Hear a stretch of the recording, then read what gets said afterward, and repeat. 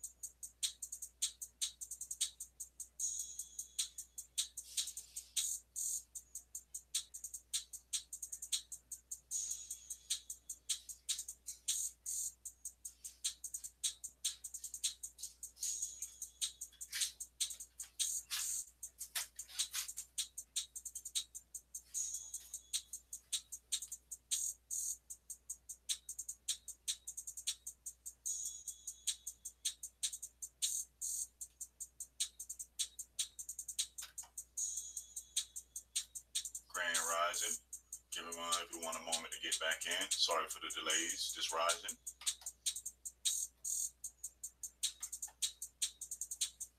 Grand Rising. Give everyone a moment to get back in. Sorry for the delays. Just rising.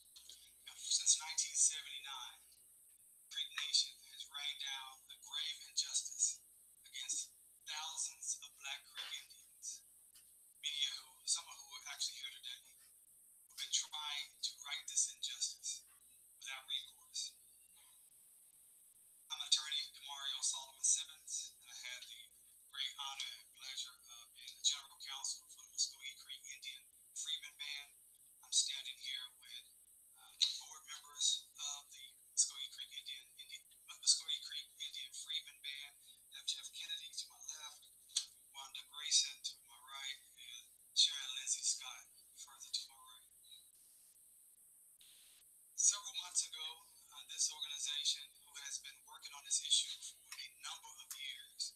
Traveled to Washington, D.C. during the Congressional Black Caucus weekend in September to talk about this injustice that has been perpetrated by the Creek Nation. Had the great fortune of meeting with several congressional leaders, elected officials, to talk about this issue. And we had a fantastic meeting with Representative Danny Davis out of Chicago. He spent a lot of time with us. He was kind of familiar with the issue here.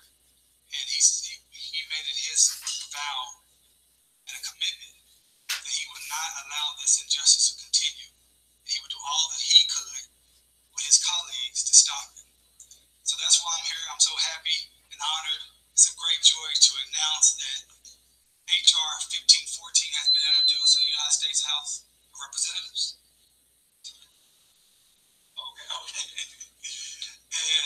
And that bill specifically is aimed to stop the anti-Black racism that the Creek Nation has perpetrated on Black Creek Indians, also known as Creek Freemen. That bill specifically says that the United States government should sever all ties with the Creek Nation until they fully adhere to the Creek Treaty of 1866, specifically Article 2, which requires that all so-called Creek Freemen, Black Creeks, have full and complete citizenship within the Creek Nation. So this effort has been ongoing. We've worked with several other national partners, civil rights organizations, including the National NAACP. And I provided you a letter that the NAACP has formally endorsed this legislation. They've made a commitment to have all of their affiliates throughout the nation to work on this issue, to work with elected officials to support and sign on as co-sponsors. And we have many other organizations that are going to be formally adopting or formally supporting this work over the next few weeks.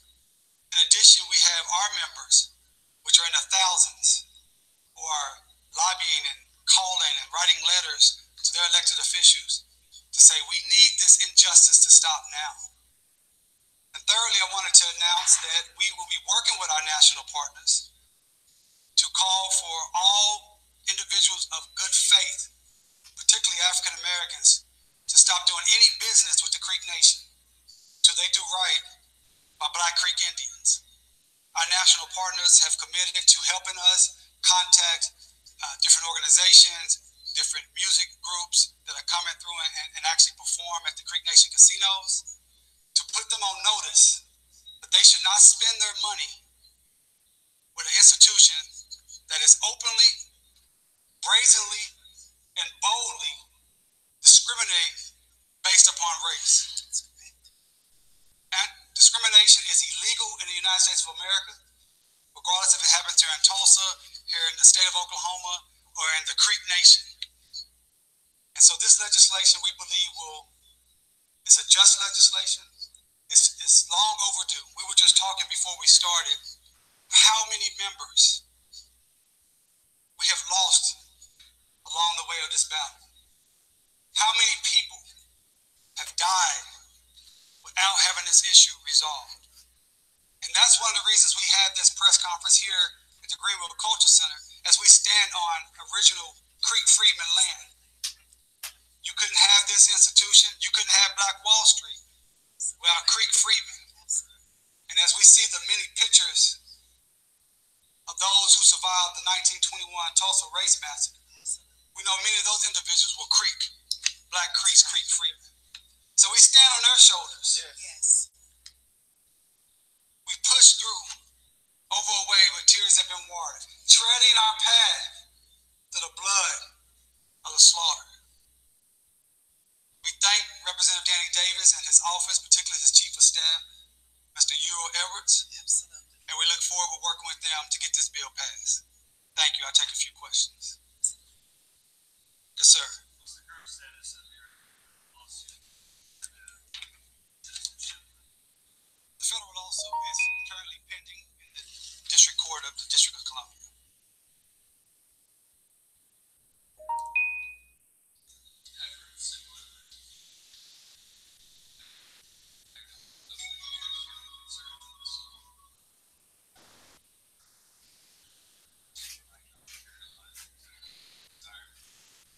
obviously, we know this is just the beginning.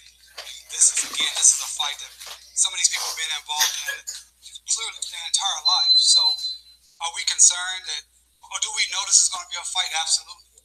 Do we know that this is going to take a lot more time? Absolutely. But we're not going anywhere. This organization is not going anywhere. Our history is not going anywhere. And we owe it to our ancestors, many of those who built the Creek Nation. If it was not for many of our ancestors, the Creek Nation would not be here today.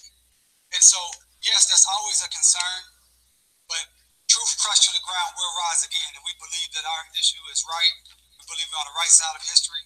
And we do believe that the moral arc of justice bends this way.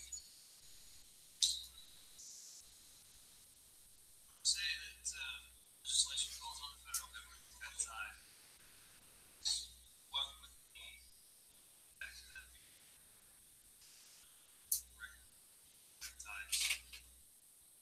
Well, the Creek Nation rightfully receives federal tax dollars for many of the programs that they provide to their membership, programs that Creek freedmen should be entitled to. So the theory is, why should these Creek freedmen be able to pay in their tax dollars to go to an organization that's actually discriminating against them based upon race? So if the Creek Nation will not step up and honor its word, the word of Article 2 of the Treaty of 1866, then why should the Creek Nation receive the benefit of the services that the United States government provides, which is funded by these same Creek freedmen, the thousands, the tens of thousands of Creek freedmen across this nation? It's unconscionable to force this group of individuals to do that.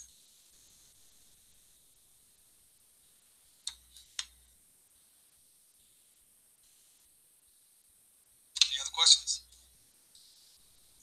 Thank you so much for your time today.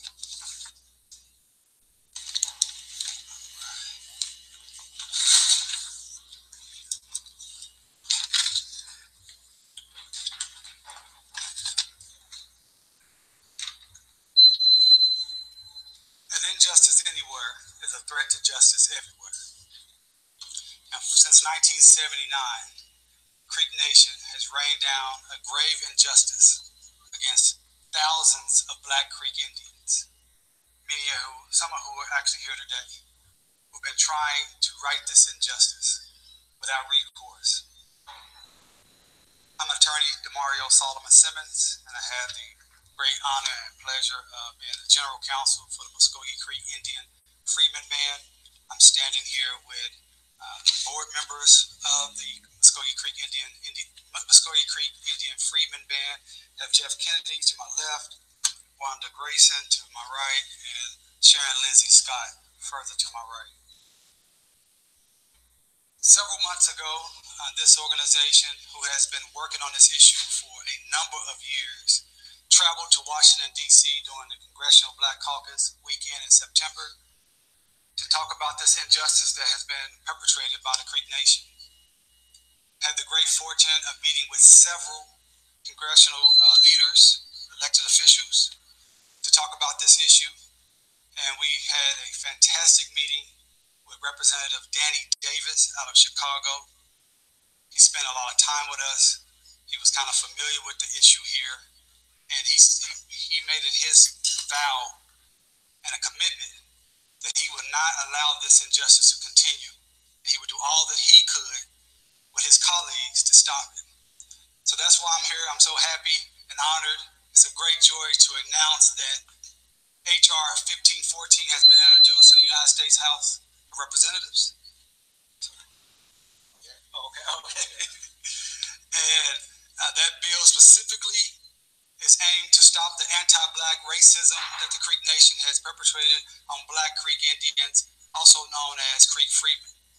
That bill specifically says that the United States government should sever all ties with the Creek Nation until they fully adhere to the Creek Treaty of 1866, specifically Article 2, which requires that all so-called Creek freedmen, Black Creeks, have full and complete citizenship within the Creek Nation. So this effort has been ongoing.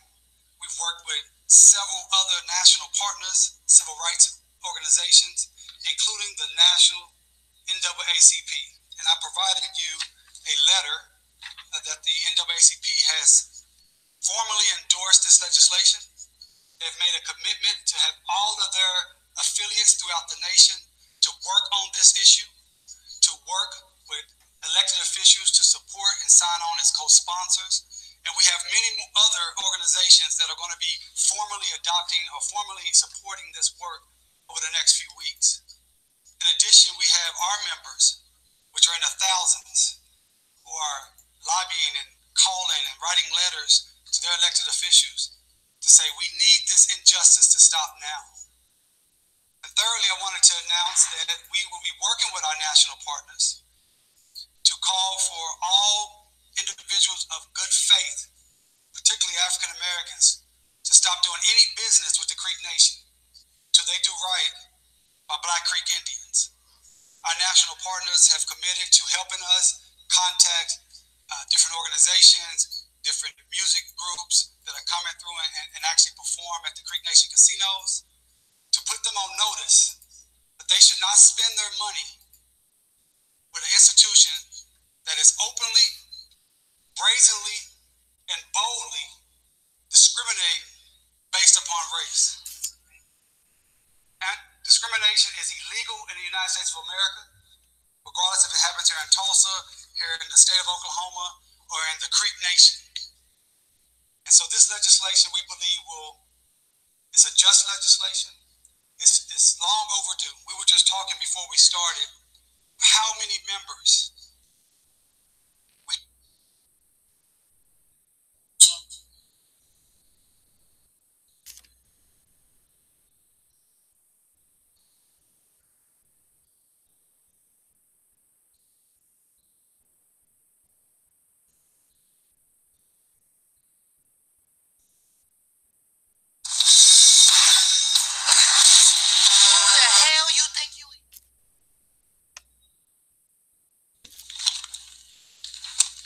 justice to continue. He would do all that he could with his colleagues to stop it. So that's why I'm here. I'm so happy and honored. It's a great joy to announce that HR 1514 has been introduced to the United States House of Representatives. Okay. And that bill specifically is aimed to stop the anti-Black racism that the Creek Nation has perpetrated on Black Creek Indians, also known as Creek freemen. That bill specifically says that the United States government should sever all ties with the Creek Nation until they fully adhere to the Creek Treaty of 1866, specifically Article 2, which requires that all so-called Creek freemen, Black Creeks, have full and complete citizenship within the Creek Nation. So this effort has been ongoing. We've worked with several other national partners, civil rights organizations, including the national NAACP. And I provided you a letter that the NAACP has formally endorsed this legislation.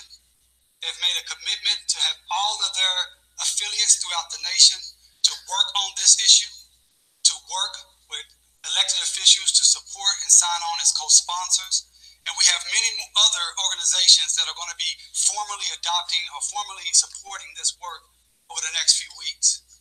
In addition, we have our members, which are in the thousands, who are lobbying and calling and writing letters to their elected officials to say we need this injustice to stop now.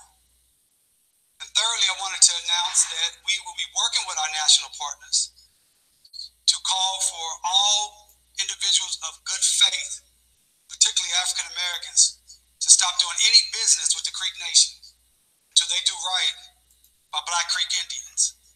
Our national partners have committed to helping us contact different organizations, different music groups that are coming through and actually perform at the Creek Nation casinos, to put them on notice that they should not spend their money with an institution that is openly, brazenly, and boldly discriminating based upon race. And discrimination is illegal in the United States of America, regardless if it happens here in Tulsa, here in the state of Oklahoma, or in the Creek Nation. And so this legislation, we believe, it's a just legislation. It's long overdue. We were just talking before we started how many members we have lost along the way of this battle. How many people have died without having this issue resolved. And that's one of the reasons we have this press conference here at the Greenwood Culture Center as we stand on original Creek Freedman land. You couldn't have this institution, you couldn't have Black Wall Street without Creek Freedman. And as we see the many pictures of those who survived the 1921 Tulsa Race Massacre, we know many of those individuals were Black Creek Freedmen. So we stand on their shoulders. Yes. We push through over a way where tears have been watered, treading our path to the blood of the slaughter. We thank Representative Danny Davis and his office, particularly his Chief of Staff, Mr. Euro Edwards. Absolutely. And we look forward to working with them to get this bill passed. Thank you. I'll take a few questions. Yes, sir. What's the current status of your federal lawsuit? The federal lawsuit is currently pending in the District Court of the District of Columbia.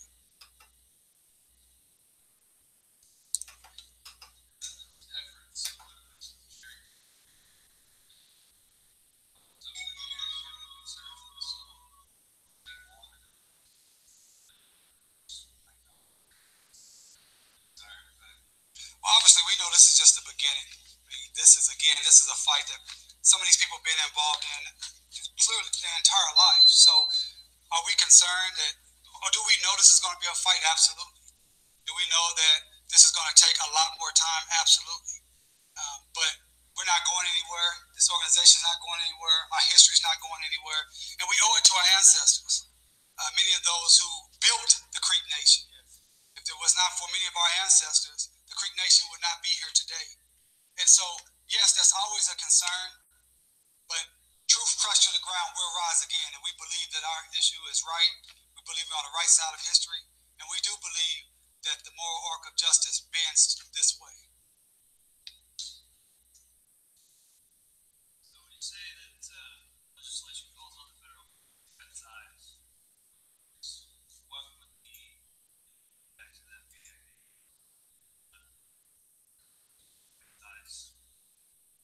Well, you know, the Creek Nation rightfully receives federal tax dollars for many of the programs that they provide to their membership, programs that Creek Freedmen should be entitled to. So the theory is, why should these Creek Freedmen be able to pay in their tax dollars to go to an organization that's actually discriminating against them based upon race? So if the Creek Nation will not step up and honor its word, the word of Article 2 of the Treaty of 1866, then why should the Creek Nation receive the benefit of the services that the United States government provides, which is funded by these same Creek Freedmen, the thousands, the tens of thousands of Creek Freedmen across this nation? It's unconscionable to force this group of individuals to do that.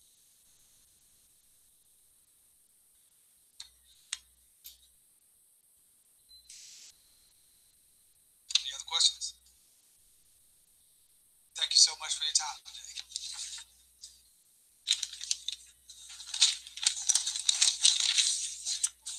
Okay.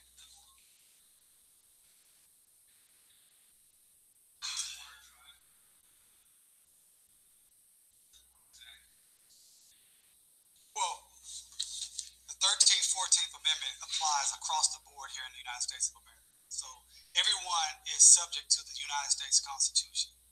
So, and the United States Constitution forbids discrimination based upon race. Specifically, those statutes, those amendments were specifically put in after the Civil War to protect the class of Africans who have formerly been enslaved.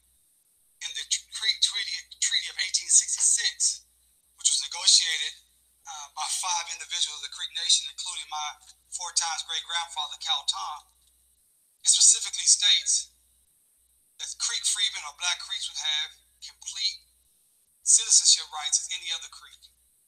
And so what we're saying is federal law mandates that the treaty is the supreme law of the land, in addition addition to the 13th or 14th Amendment.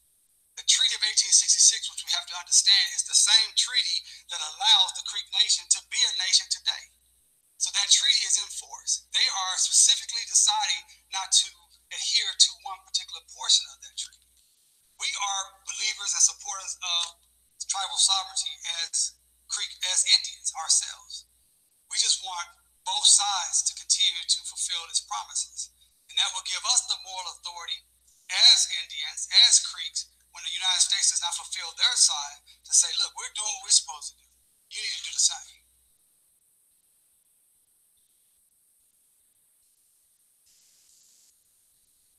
All right, thank you.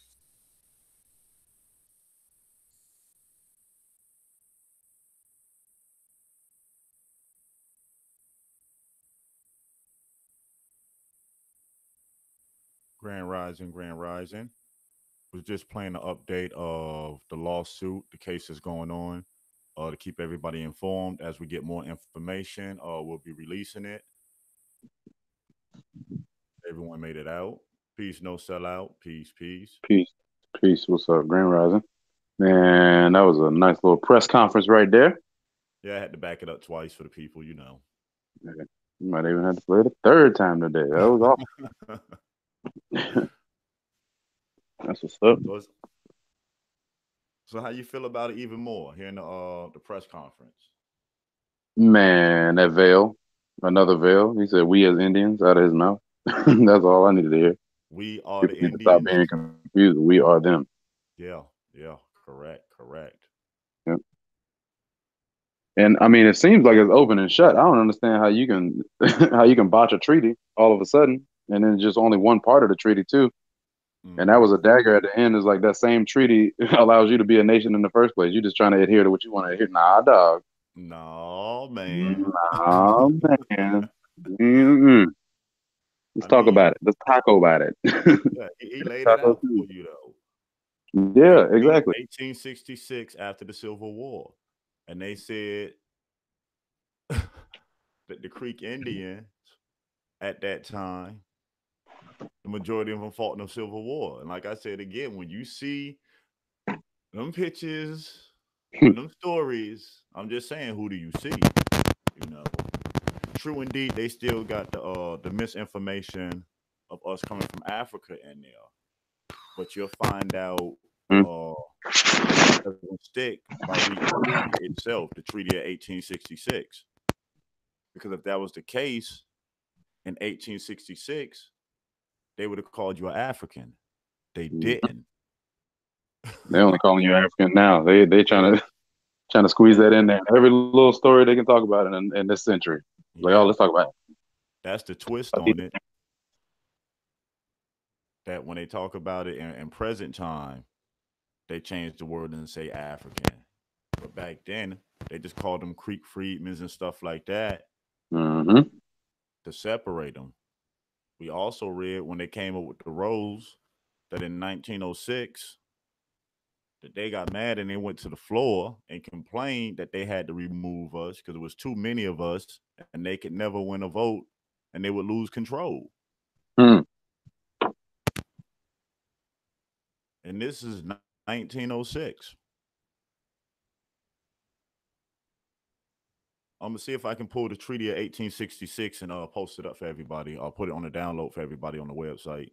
That'd be a good read, something to dig through as well. See what's else in there. Facts. If they want to just pluck one little thing out of there. Yeah. Citizenship. We also got to remember this isn't the first. You had the Choctaw do it. You had the Seminole do it already. And from my understanding, a little bit of information that they released, there's a couple of more that's about to come out pretty soon.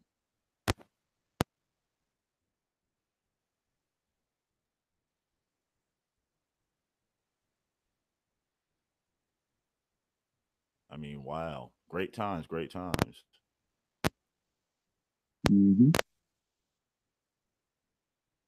Peace to the chat. So what all you got planned for the day, if you don't mind me asking? Me? Got some spring cleaning to do. That's about it. I already did my yard work a couple days ago, so I'm inside the house today doing my thing. Ain't nothing wrong with that. Ain't nothing wrong with that. Peace, Goat and Moon. Peace, Pamela Hall, Larissa Miller, Tommy Williams. See all the relatives that's rising. Michael George, Grand Rising. Original one, Grand Rising. Michael Robinson, Grand Rising.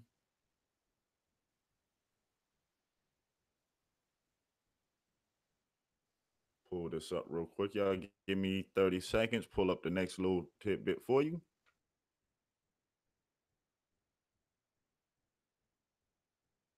Yep. Peace to the chat. Peace, everybody.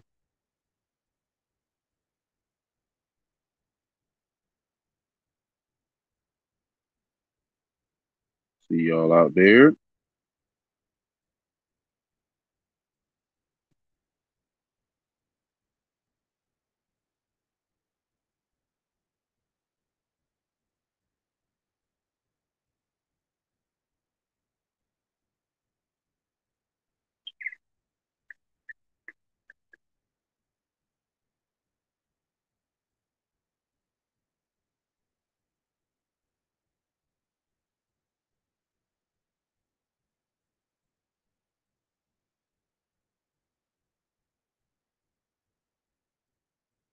Yeah, we're definitely gonna have to play that audio again later on too.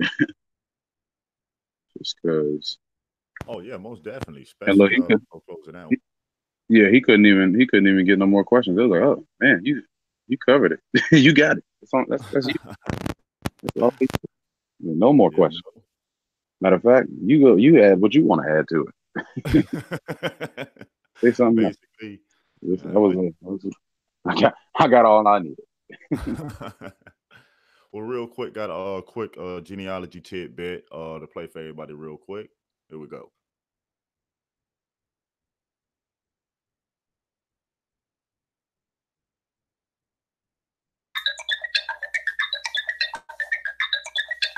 Genealogy, also known as family history, is a study of families and the tracing of their lineages and history. Genealogists use oral interviews, historical records, genetic analysis, and other records to obtain information about a family and to demonstrate kinship and pedigrees of its members. The results are often displayed in charts or written as narratives. The pursuit of family history and origins tends to be shaped by several motives, including the desire to carve out a place for one's family in the larger historical picture, a sense of responsibility to preserve the past for future generations, and a sense of self-satisfaction in accurate storytelling. Amateur genealogists typically pursue their own ancestry and that of their spouses.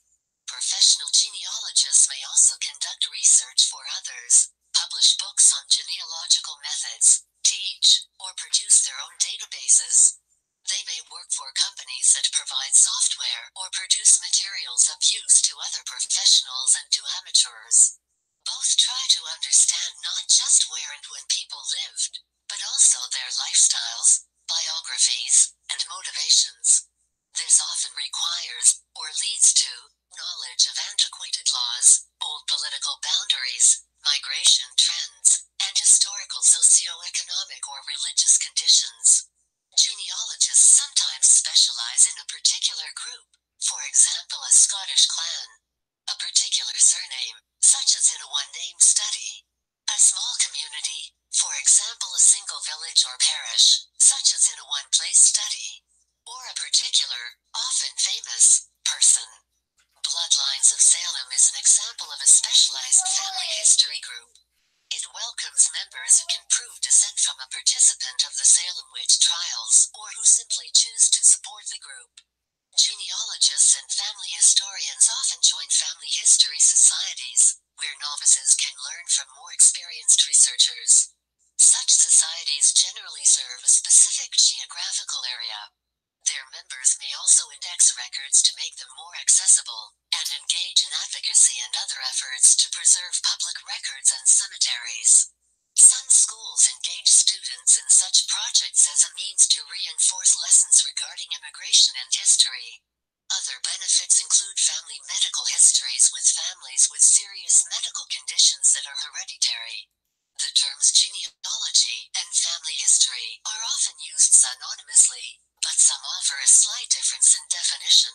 The Society of Genealogists, while also using the terms interchangeably, describes genealogy as the establishment of a pedigree by extracting evidence, from valid sources, of how one generation is connected to the next, and family history as a biographical study of a genealogically proven family and of the community and country in which they lived. The term family history may be more popular in Europe, genealogy more popular in the United States. In communitarian societies, one's identity is defined as much by one's kin network as by individual achievement, and the question "who are you?" would be answered by a description of father, mother, and tribe. New Zealand Maori, for example, learn Waka Papa genealogies to discover who they are. Family history plays a part in the practice of some religious belief systems. For example, the Church of Jesus Christ of Latter-day Saints (LDS Church) has a doctrine of baptism for the dead, which necessitates that members of that faith engage in family history research. In societies such as Australia or the United States, there was by the 20th century growing pride in the pioneers and nation builders. Establishing descent from these was, and is, important to such groups as the Daughters of the American Revolution. In Nazi Germany, family histories were compiled to affirm individuals' affiliation with the master race and to adhere to legal requirements for marriage. In Germany today, family history is still often perceived as a threat to privacy rather than as a source of self-esteem. Most 20th century sources remain unavailable to the public on privacy grounds. Funding of support for family history and archives is limited. German family historians thus tend to emphasize instead how family history can contribute to learning and science. Modern family history explores new sources of status, such as celebrating the resilience of families that survived generations of poverty or slavery, or the success of families in integrating across racial or national boundaries. Some family histories even emphasize links to celebrity criminals, such as the bushranger Ned Kelly in Australia. The growing interest in family history in the media coupled with easier access to online records has allowed those who are curious to do so to start investigating their ancestry. This curiosity can be particularly strong among those whose family histories were lost or unknown due to, for example, adoption or separation from family, perhaps as a result of bereavement.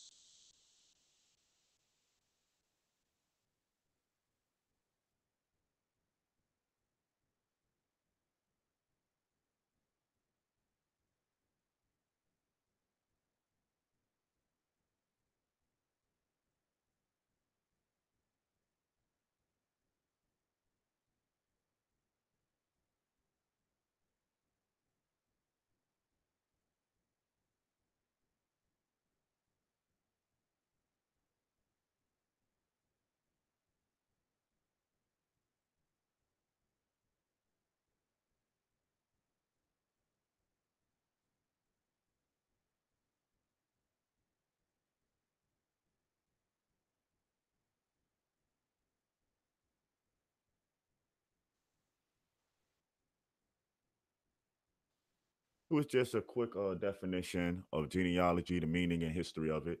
Even though we done read it over a couple of times, had a digital recording, just played it back.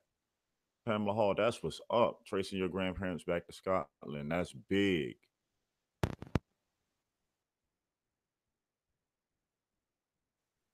Still there, no sellout, or you had to step away? No, I'm still here. I was in the chat real quick. It said 1600. If you trace from the Yeah. 1600, early 1600s. She didn't call up to me and then pass me. She getting it done. You got lap. You got lap, bro. Yep. The fastest one in the class running a mile. Nah, That's not what's this up. year. Keep up the good work, Pamela Hall. Yep. For you know it, she gonna have it mastered. You hear me? Mhm. And no slave clung.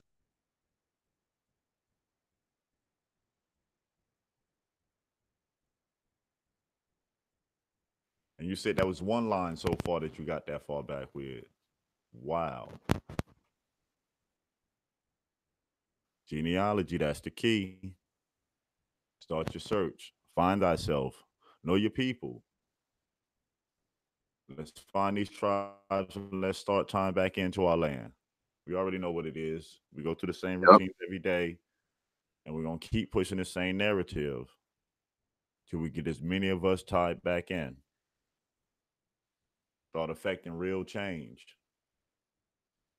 You know, like we said again, played the press conference of the lawsuit against the Creek Nation earlier this rising.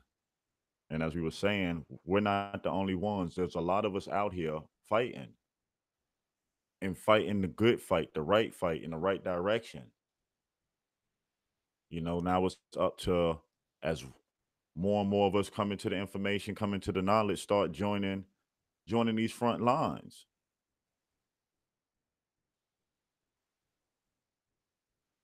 Because since the 2000s, like we said, this is the third one that's happening. How many more? And like we read yesterday, what's the main reason of them stripping us away from the roles, taking our names from us? Because in 1906, yeah, in 1906, they was afraid there was too many of us, and in a vote, they would never get control. So someone decided, oh, we just gonna make another list and call everybody freedmen. What it said, no sellout. Anybody that had any drop of so-called black blood was a freeman. Mm. Whether that they can show that you came from a tribe, they put you on that list anyway. You talking about freedom of the D? Freed the man, as in you were captive before. You know, you know that golden moon. That's why we do what we do. Heavy rising. Same here, Pamela Hall. I'm like, the further I can get back and the more things I can find out, that means the more people I can help get far back. Correct. Each one teach one. And we're going to keep passing this baton around. It ain't going to stop with us. It's starting here, but it ain't going to stop.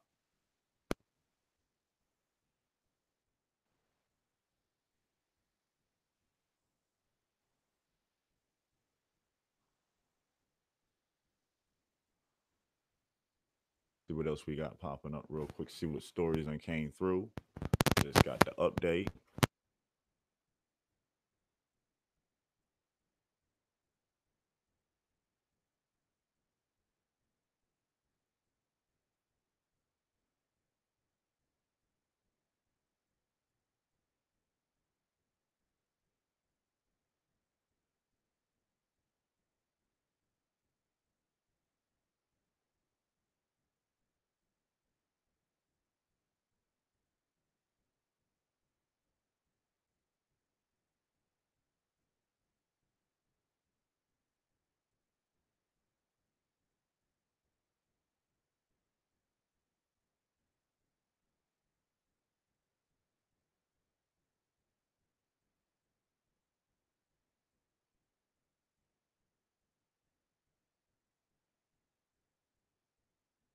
I just got an update.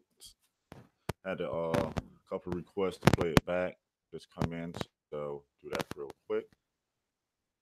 In the 1830s, when we were removed from our traditional homeland here, Oklahoma Territory, or Indian Territory, which we now know as Oklahoma, on that trail of tears, so to speak, that also included Creeks of African descent. Southeast in the United States of America was a confederacy of nations and tribes and people. It would within that Confederacy included people that you would consider to be black or Creeks of African descent. In the 1830s, when we were removed from our traditional homeland here to Oklahoma Territory, or Indian Territory, which we now know as Oklahoma, on that Trail of Tears, so to speak, that also included Creeks of African descent, some enslaved, many free, and also what we would consider to be free blacks or free Africans. They came to the Creek Nation or Indian Territory.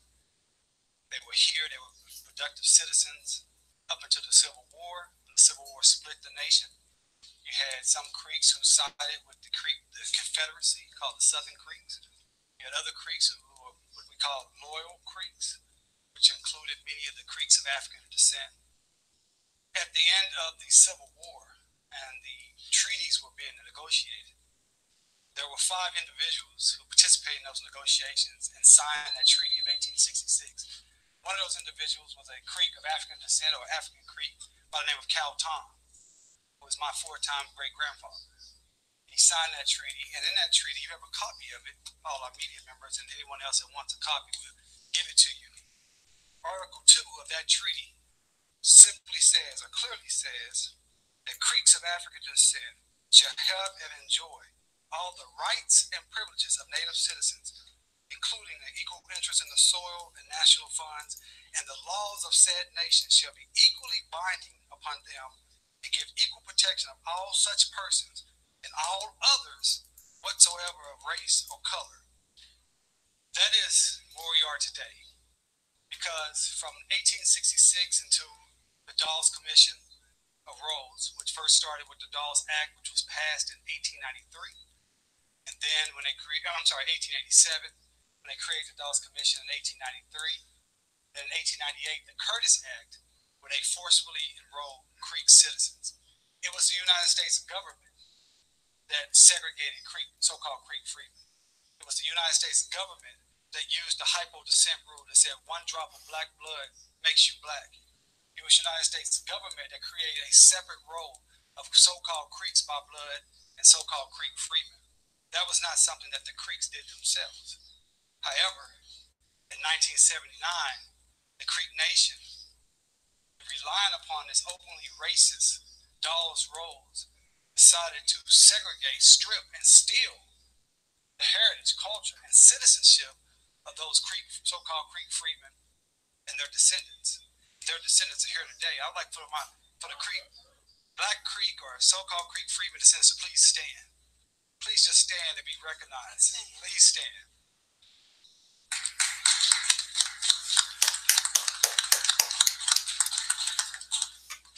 These individuals and so many more across this nation grew up speaking Creek, living Creek, Creek ways. They understood what it meant to be Creek. And just like my grandmother, Johnny Mae Austin, just had it ripped from them illegally, ripped from them, and told that they were not who they are. They are Creek people, period, point blank. The treaty says so, but more importantly, our history says so. Our culture says so. Our birthright says so. So in this lawsuit, we will utilize the Treaty of 1866 to clear language, to get the citizenship that has been denied for almost 40 years, illegally denied for almost 40 years. We will utilize and be inspired by what the Seminole Nation freedmen have been able to do, and the Cherokee freedmen last year in August 30th, 2017, when they won their successful fight, the Cherokee Nation. We believe strongly that we will win our fight here in the Creek Nation. This is a historic day. I'm proud and blessed to stand here with my clients, my family, my people, to stand up the same way so many Creek so-called freedmen stood up. People like Warrior Renty, and Judge Reed, Silas Jefferson, and Cal Tom, and Jake Simmons Jr., and the list goes on and on and on. So we have other individuals here I want to have your opportunity to hear from. The first individual will be Jeff Kennedy, which will tell you a little bit about the organization, the overview, and what they do and the work they've been doing so importantly over the last few years. Jeff.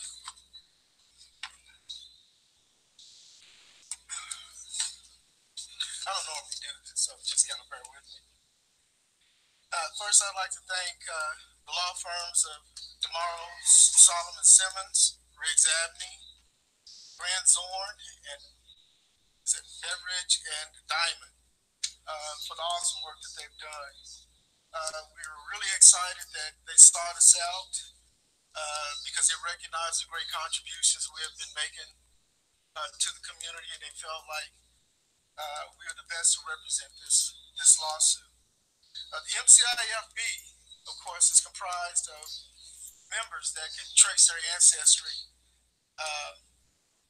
back to the Dawes Roll. Of course, my name is Jeff Kennedy. I'm the great grandson of Ben Grayson, Dawes Roll number 5329. And of course, Ms. Rhonda Grayson is also a co-member, co-founder, and a board member. And your ancestor is America Cohee, married name Webster, Creek Road number 4661. Ms. Sharon. I'm Sharon. My ancestor is Jackson Harriman. Roll number is 3665. And so, as you can see, we can all go back to the Dawes Roll. At one point, they said that we did not have a Dawes Roll, but clearly, you see that's incorrect.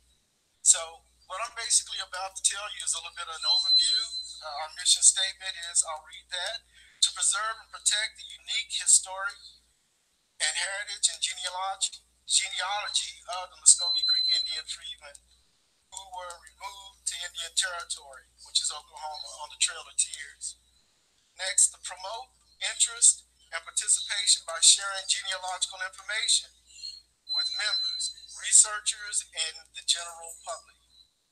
Next, to provide and help and educate resource to researchers and through lectures, workshops, conferences, and museum exhibits.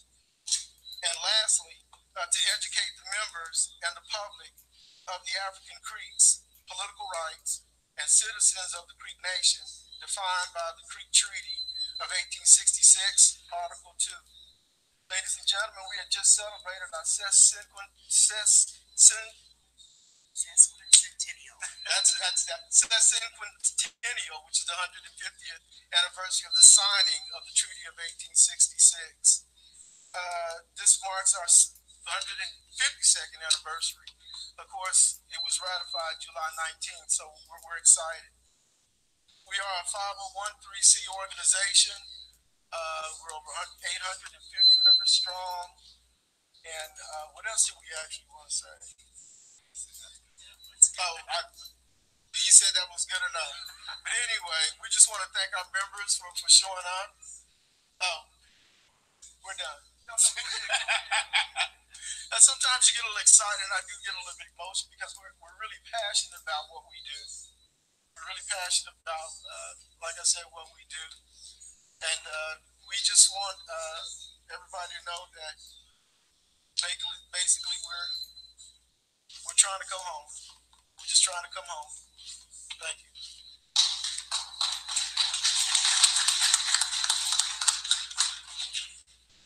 Our next speaker will be David Riggs. But before we bring him, I want to be very clear when we say so-called Creek freedmen.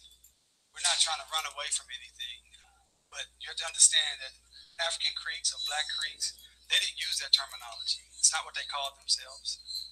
They called themselves African Creeks, Black Creeks, or as my great-grandfather will call himself, and my grandmother can attest, a native black. They didn't use the term freedmen. This is a term that was forced upon them by the United States government, and it lumped everyone regardless.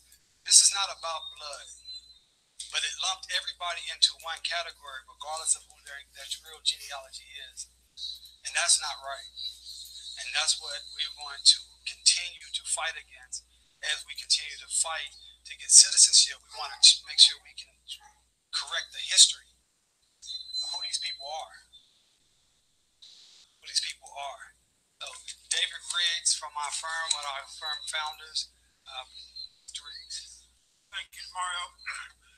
Well, this is obviously a very, very important case, especially for the people directly involved, but not just for those folks, but it's a case of great historical significance, in particular for Tulsans. people of the city of Tulsa should understand the great significance historically this case has, because not just of our geographic location, because the early day history of the city of Tulsa is linked so closely with that of the Creek people, Creek tribe, and now the Creek Nation. Because of that link, the city of Tulsa should understand the significance it has for the city and for its citizens here. Our firm will give this case the highest priority we can give it. It will have the full support of our firm as we go forward, and the firm takes great pride in getting asked to be involved in a case of this kind because of the values that it entails and because of the kind of people we're going to be representing. We appreciate being asked to be involved. Thank you, David. I have another one of my law partners, Chris Kepsel. He's going to talk about the specific remedies besides citizenship that we're looking for in this lawsuit. Chris. Thank you, Mario. I also want to recognize one other person from our firm here, one of our colleagues, Jim Orbison, one of our partners and president of our firm right now. So, there's probably a few questions why this is filed in the District of Columbia. That's the place where we have to seek our remedies. And we laid out very specifically what we're seeking in our complaint on page 22, and you can see a copy of that for the full details, and I'm going to give you a brief overview here today. Basically, the relief we're asking for is two parts. It's declaratory relief and injunctive relief. We're asking in the declaratory relief for certain rights to be determined and declared by the court for our clients. And that will have effect not just for those clients, but for other people who are Creek freedmen descendants.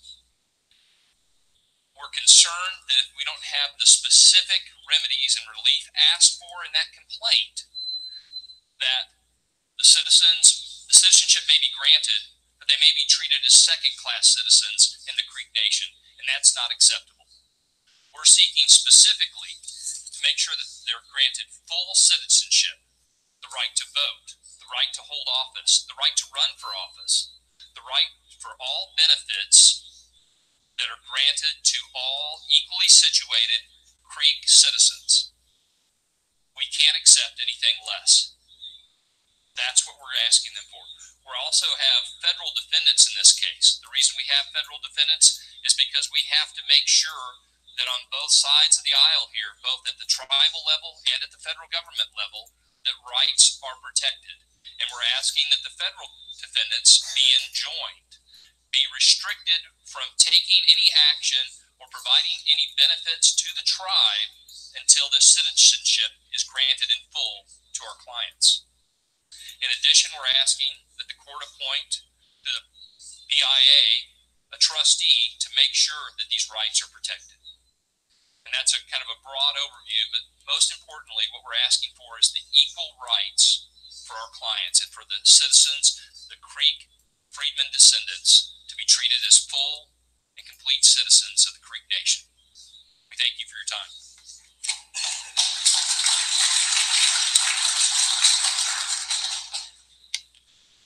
I also want to recognize again our co-counsel from Washington, D.C. Unfortunately, couldn't get here.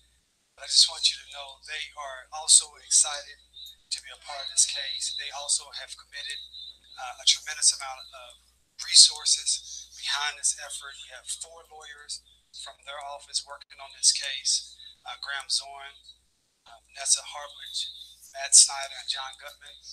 And they and our firm are committed to doing whatever it takes for however long it takes legally to make this issue be righted. Because this is not only a treaty issue, but this is also impacting the 13th Amendment. And regardless of who you are, in the United States of America, you cannot discriminate against individuals based upon race, period. And that is what's happening. That is illegal in this country. I also want to recognize we have some elected officials who have wanted to publicly stand with our clients and on this issue. We have State Representative Regina Goodwin, and we have City Councilor Vanessa Hall Harper. I've also heard from State Representative Monroe Nichols, who has said, hey, please let the people know I couldn't be here, But I stand in solidarity and will do anything I can in my power to get this issue righted. Also had the same type of conversation and email from State Senator Kevin Matthews. And so at this time, if one of you, Regina, would you like to say something? Thank you, Attorney Solomon. Again, it is, as we know, we've been here for a long time, and certainly we were just overjoyed in terms of the 15-year battle that the Cherokee freedmen had to endure, and then they were ultimately victorious because they hung in there and they did what they had to do. No matter how many folks told them no, no matter how many folks told them to turn around and sit down, they kept moving forward. We're going to encourage you to do the same. I want to say we would support the right of our African Creeks to, in their effort to fight for the rights that were established in the 1866 treaties with the United States government and the tribal nations of Indian Territory. So you look at 2018, 1866. We got to move forward. We got to stop the discrimination. The time is now. It's up to us. We can do this. Let's do the right thing. Thank you.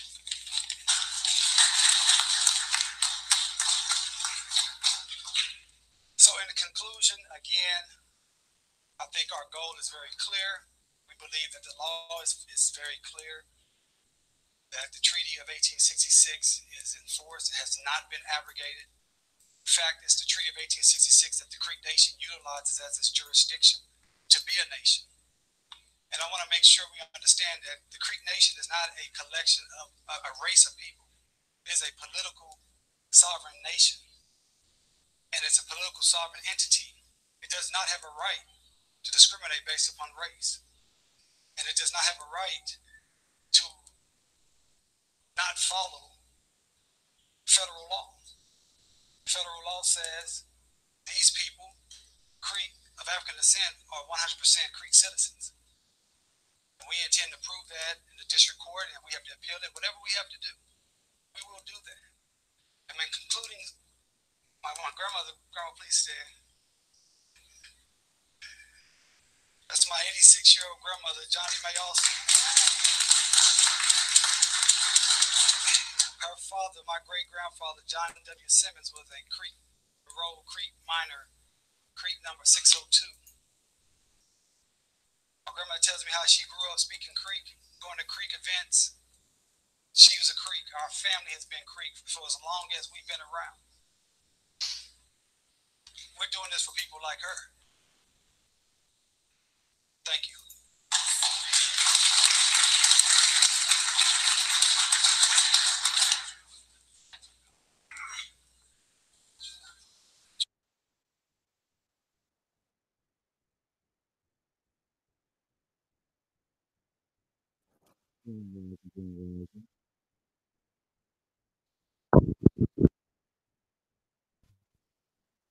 For the little playback, I played it again. Had a couple of requests. Did a press conference again of the lawsuit that's going on between the Creeks and so-called Creek freemen. And a lot of people probably heard the term to where they be mentioning African when they be speaking about it, of African descent. Posted something interesting in the chat. In 1866, at the same time when all this was going on, this is at the same time the black codes are passed by white legislators of the former Confederate States. So it kind of makes you think a little bit.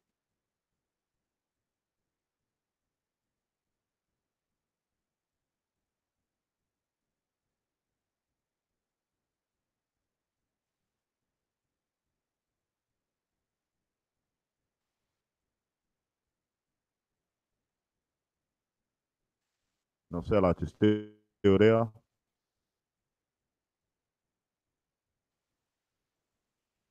Say Mic that check, again, my 1 bad. 2 1 Yeah, I 2. got you. I got you now. My audio is messed up. What's up? Say it again. Mic check.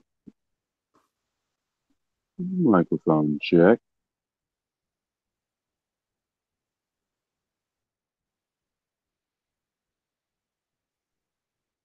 Mic check.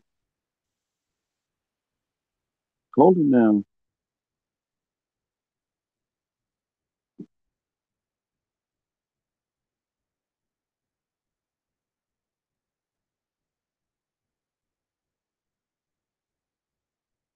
Phones, mic check.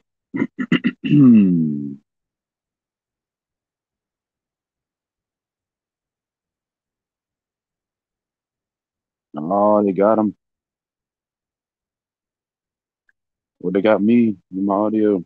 Okay. Let's see. Teammate say you can hear me. Phones, we can't hear you. If you talking, brother, we can't hear you. 9:28 right now. Peace to everybody in the chat. I had to refresh. I didn't even notice everybody was in there. Marissa Miller, hit the like button. I see more listening than the likes. I like that. Don't forget to like, share, and subscribe, people.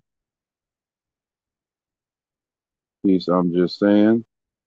Carrie, Pamela, Golden Moon, I am you. Peace. No sellout. Peace. That's me. Okay. Brittany Davis. Peace. Original One. Pamela Hall. Everybody that's still rocking with us. Yeah, that audio is fire. Peace, TMH.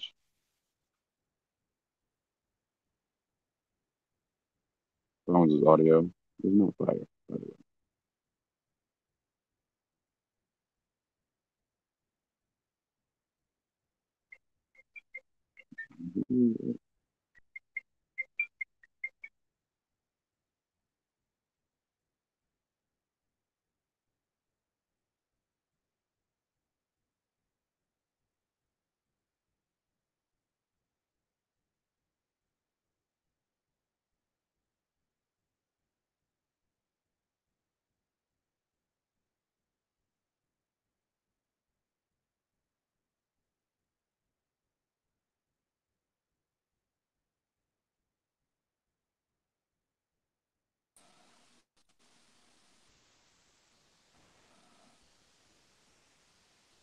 Peace again, TMH. What's going on? See, I could hear you. I just couldn't hear Bones. I don't know if he's back on yet. Yeah, his icons are still here, but his audio is not working. Yeah, because he was mentioning about the black codes and the question about the citizenship and why they're saying Africans.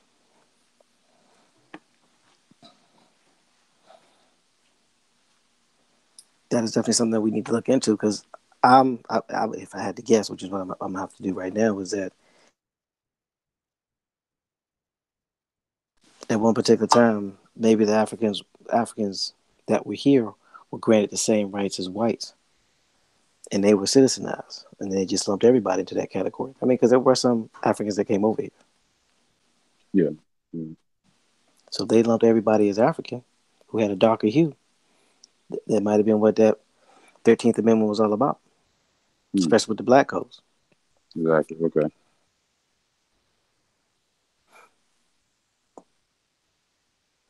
Because in one of the audio snippets, he was saying that his grandma said they called themselves Native Blacks. So if you have to designate yourself as a Native Black, then there must have been some blacks here that weren't Native, right? So it sounds good. I found that registration card for one of my grandfathers that said native born under Negro native born.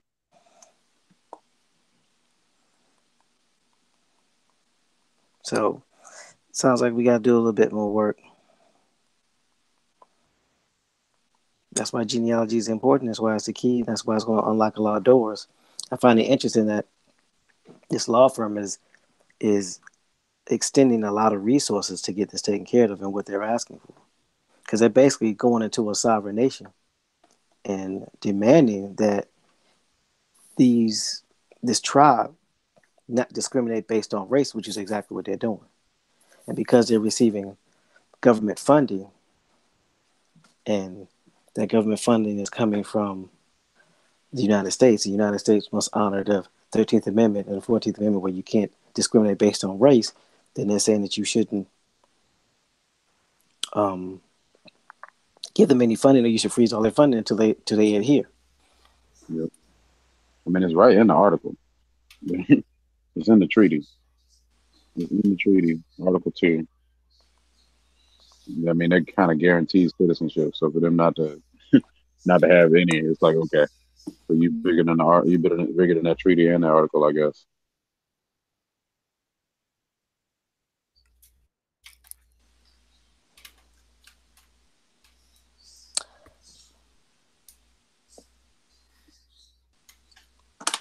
Yeah, very interesting. Just this is an eye-opening experience in more ways than one. It just lets you know the levels and the depth that the government has gone.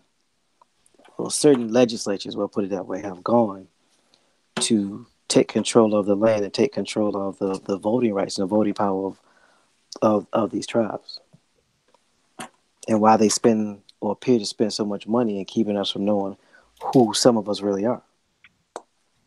They have a lot riding on this. Yeah, I mean, they're taking seats in high places that pretty much don't belong to them. So I'm assuming that they have a lot riding on it. Yeah, position wise.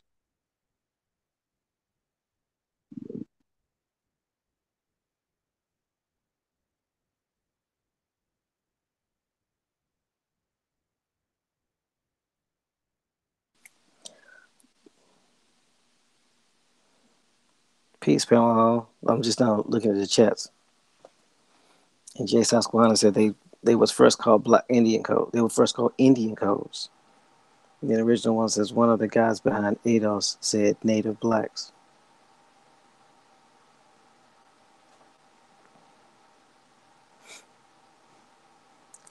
The more you look into this, the deeper it gets. Interesting.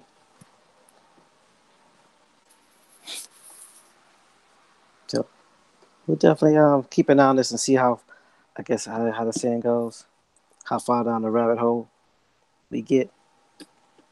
Yeah, Because this lawsuit is basically created a sinkhole, a big one that can't be ignored. Yeah. Now you would think with a lawsuit such as this, of course I'm being facetious and speaking tongue in cheek, this is not even on the news.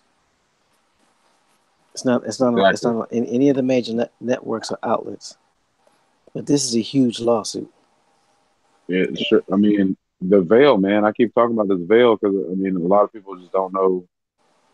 I mean, unless they've met one, what a black, quote unquote, black Indian is, a brown Indian, a copper Indian, Aboriginal Indian. They're straight Native American. You talk about Indians, you're talking about Native American to most folks. And have you seen so this shows you right here. Well, actually, it was just audio, but I'm sure you can hear it in the man's voice, even though we should throw off the voice. But the man is a brown man. He looks like your uncle. Sound like him too, right? Like, exactly. Why he call himself an Indian if he's supposed to be looking like your uncle? Man, you gotta recognize who the Indians is. And like you said, this ain't on the news. I don't know if they want this on the news. That's a pretty big veil. Gonna be looking at it sideways, like why he representing it? Well, at the Native end of American issue. Look, well, at the end of the day, this is what I find so interesting. How is it that, and I'm gonna say it because most people might be thinking it. How is it that this came up and this has been going on, but you're not hearing it from other what's the best way to put this? Other indigenous outlets.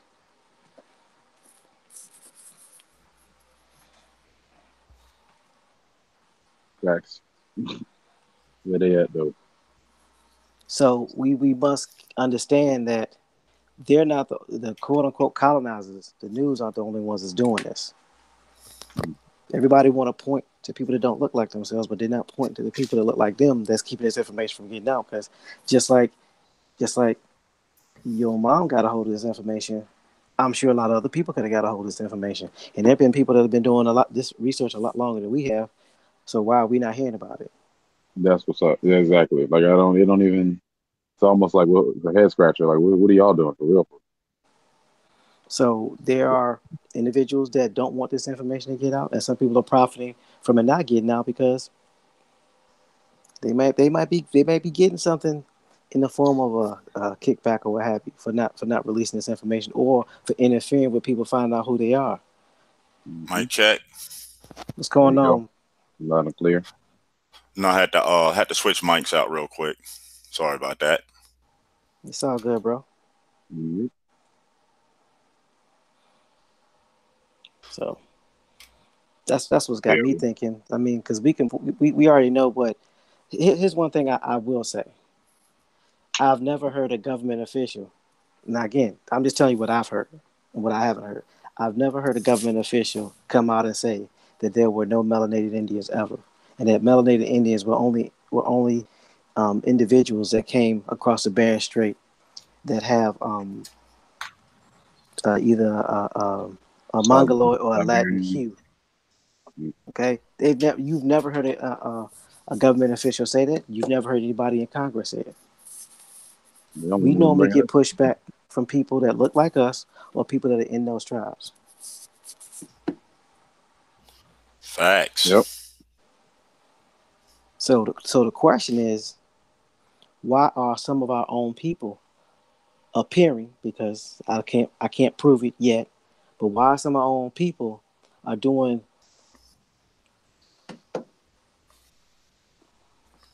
what appears to be everything they can to talk about old stuff instead of current stuff.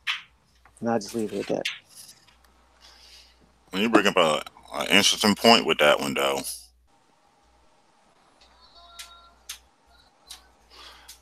I mean, the thing I was saying before I had to switch the mic out that was interesting to me about the whole thing. This treaty was done in 1866. But we also got to remember what else got done in 1866. The Black Codes. Was that Emancipation or the year before was Emancipation? No, the Emancipation is 1865, 1864, 1865. 1866 is also the Black Codes. That's where they were passed by all white legislators of the former Confederate States. And then right after that, that's when Congress passes the Civil Rights Act, conferring citizenship to so-called African Americans and granting them equal rights to whites. Now, so think about this. So you have equal rights to whites. So there would only be one group of people, since we already know that there are individuals that were melanated who were already on this continent before the colonizers came, right? So if that's the case, then that means that the only individuals that don't have equal rights to whites would be some of the Africans that came over here, right? Mm-hmm. So wouldn't you have to make them citizens first before you could even start to pull out all of the melanated Indians and then throw them into that mix later? Because there would already have to be a legislator. There would always have to be a bill that was passed saying that you have equal rights to whites. Because it would make no sense for them to go, you have equal rights to whites, and there's nothing already in place. Because they'd be like, well, we don't need equal rights to whites. We're native, or we're indigenous, or we're aboriginal.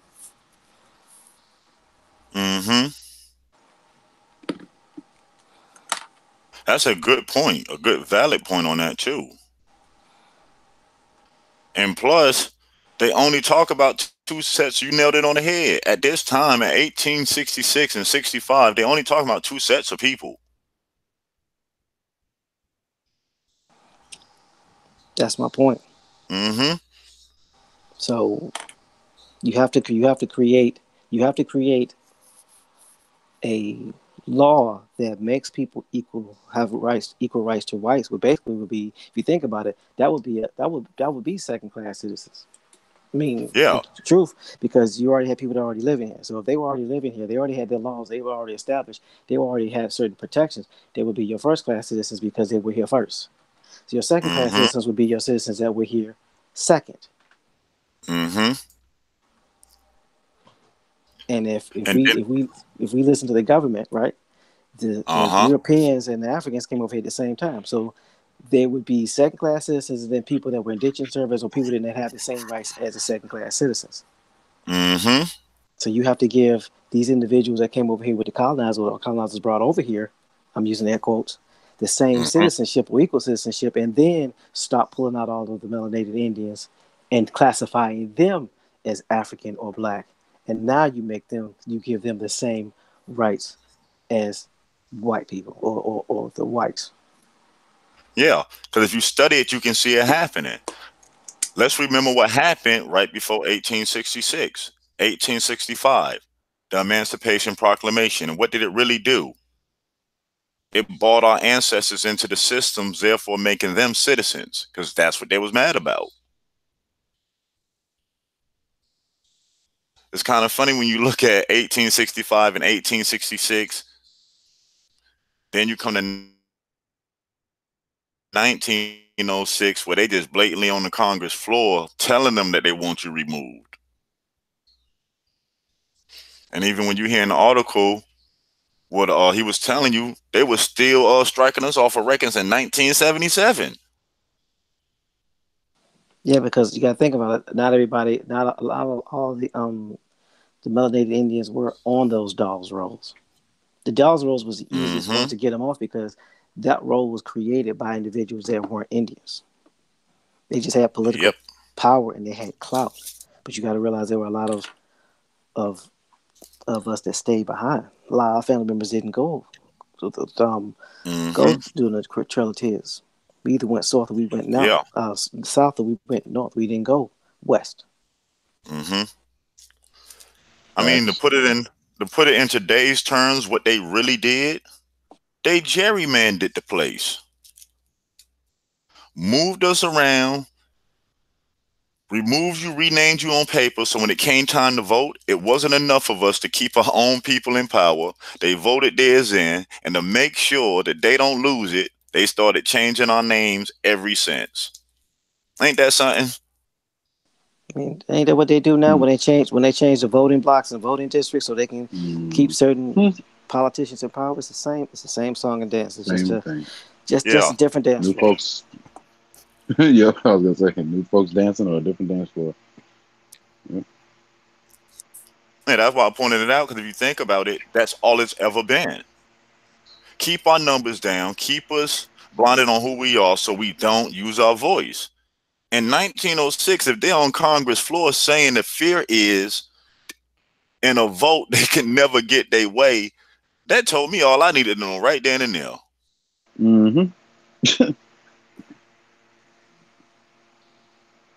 I'm like, you just admitted that? You admitted it on the floor. And it's like Tim Mate said, you have a lot of people that do have access to this information that don't share it. And the saddest part, they look just like us. That's the most hurtful part about it. Yep.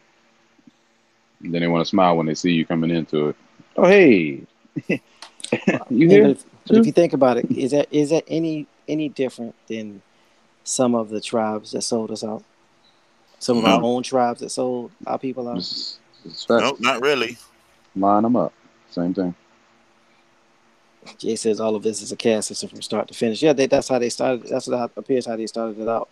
Jay, as a caste system. But as I've heard you mention, Jay, on many times, caste systems all over the world. It's just not in the United States. We're just affected by this one. Because they removed us on paper from our own land and locked us out of our own system.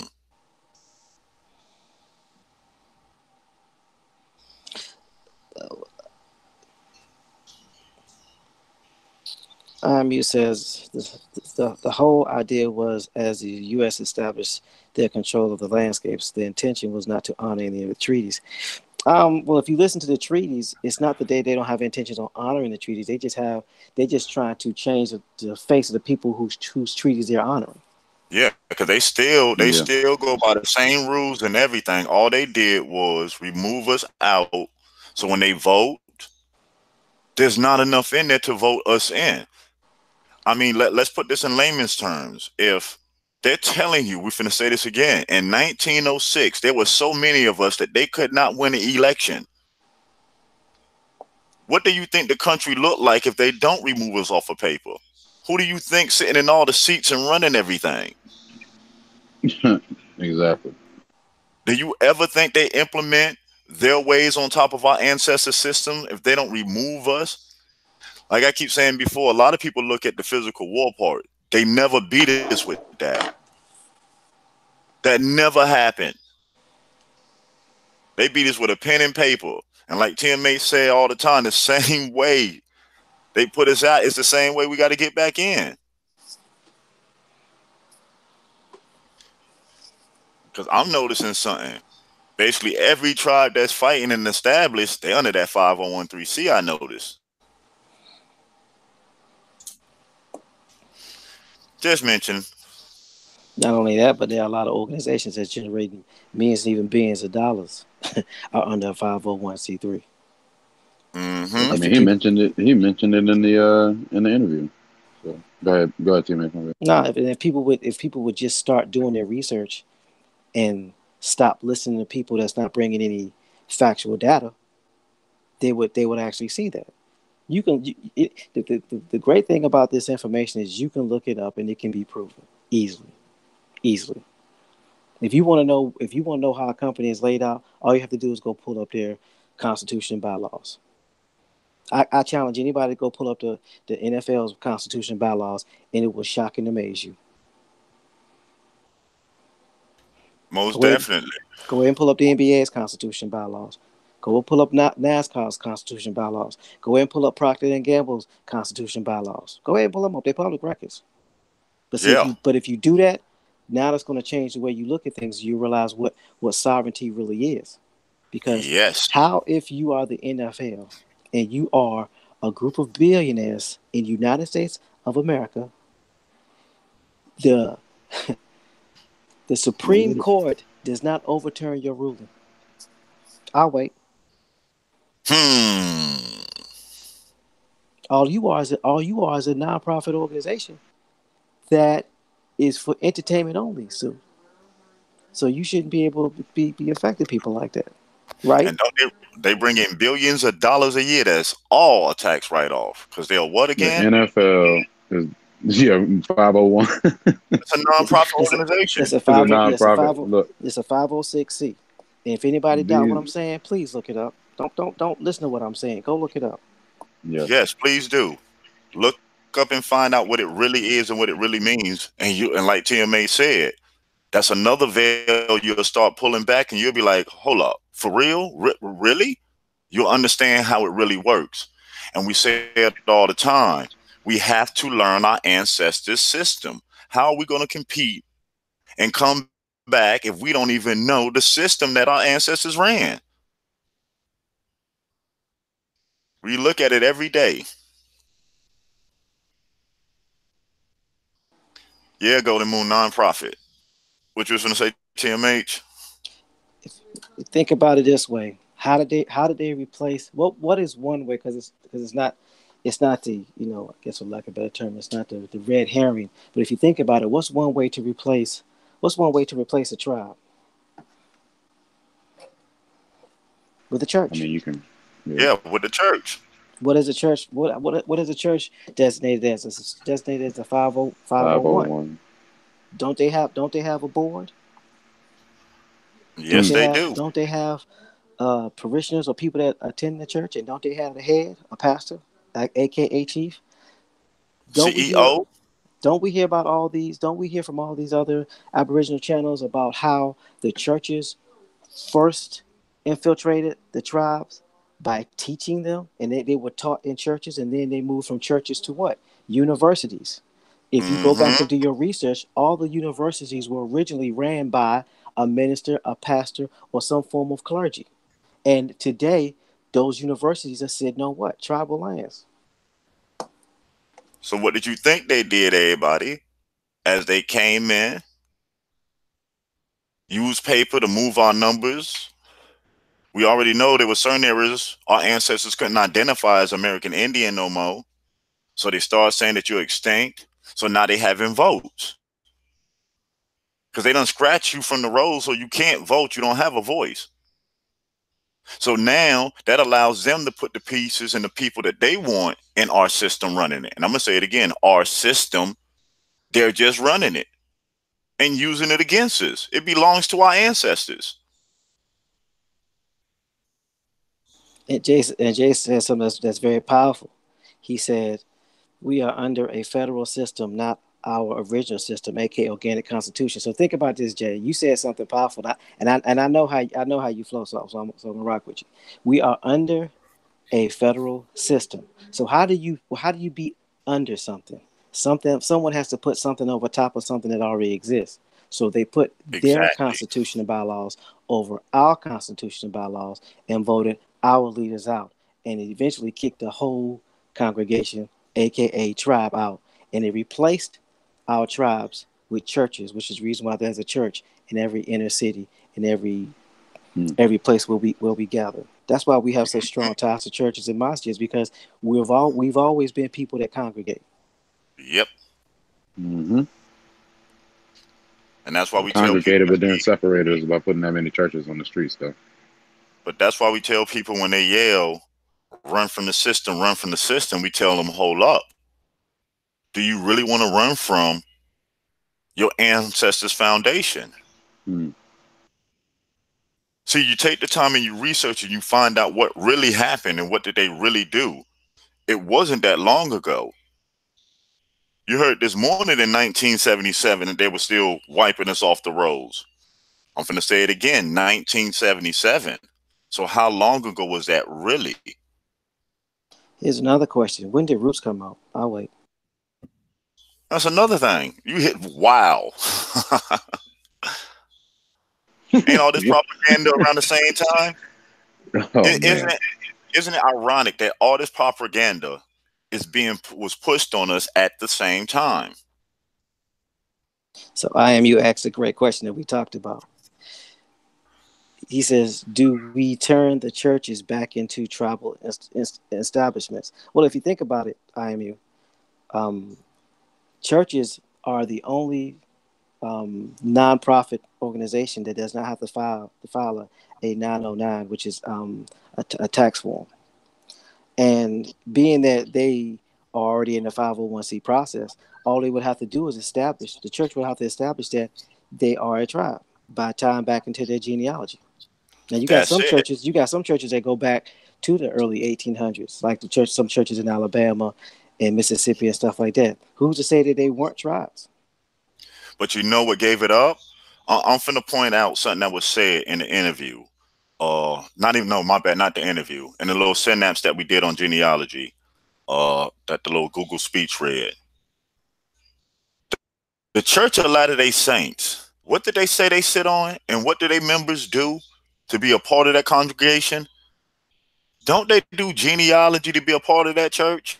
Didn't they say a lot of their original churches to be members, it has to be done through genealogy? Whoa. Tying them back to that church, to that land that they set up on top of our ancestors' system? So let's think for a second. If everybody else is using our ancestors' system and what they put on top of it to keep us down, wouldn't it make sense for us to learn that system to get it up off of us? I'm just thinking. Well, actually, we would basically be relearning, because we've always been in that system, and that system has always been used against us. We're just not using it for us.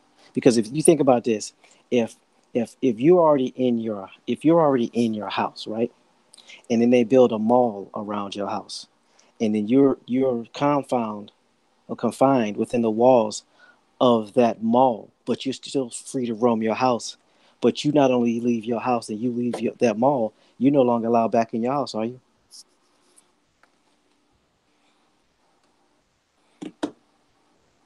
Great point. So if you get out the system, you leave in your lane. So the same system that you left, which has always been your birthright, will be the same system that you are voluntarily removing yourself from. So you can't get it back because you basically gave it up. I mean, that's just one way you can look at it. I'm not saying it's the only way, but that's, something to think about. Mm-hmm. And Jay backs it up right on the head. Yes, we need to understand the federal system. That is our people's biggest problem. And I heard TMA said it before. We don't deal with a lot of things because we're afraid of it. But why are we afraid of what was designed for us? It makes you think why they spend so much money on making us run away from ourselves. They keep us focused on every place else but here.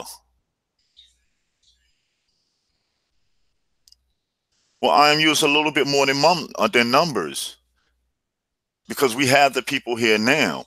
And to bring more and more in, you have to be able to supply resources and things first.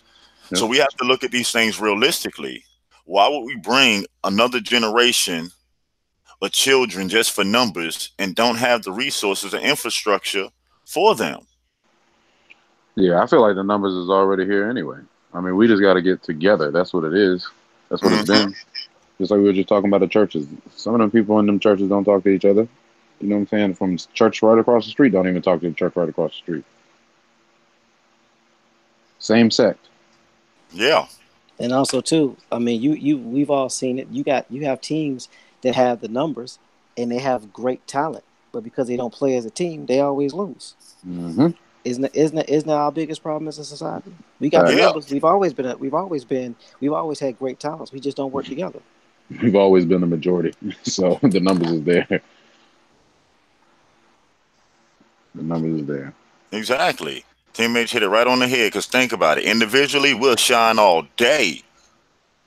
But our problem is when all of us have to come together to work in a common direction. Mm-hmm. Which makes this statement that more appropriate.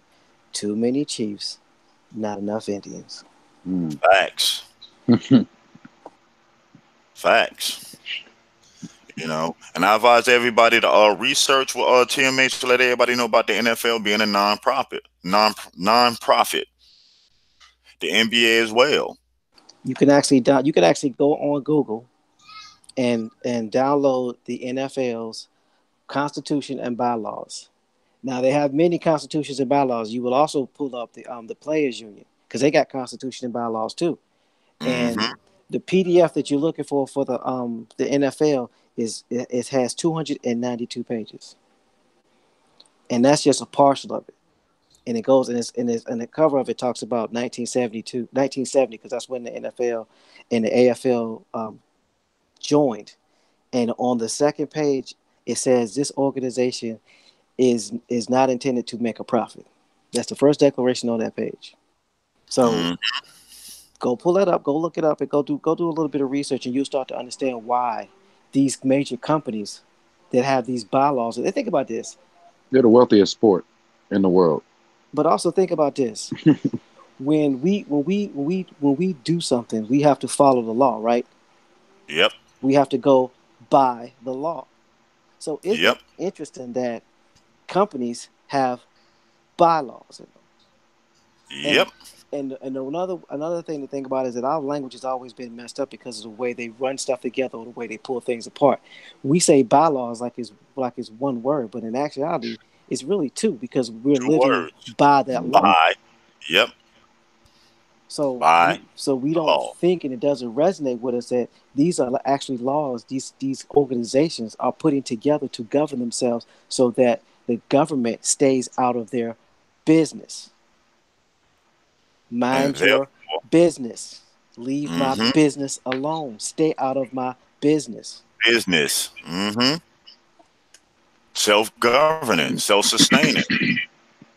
Ain't that's what these companies are? Mm-hmm.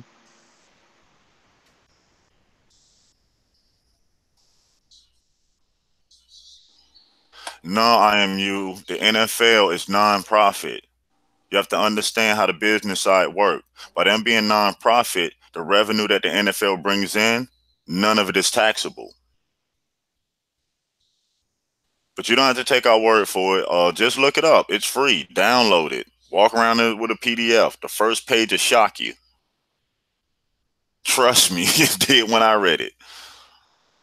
And there's a difference between a company being wealthiest, and then there's a difference between something being wealthy and then something being worth, because your worth is based off of your assets minus your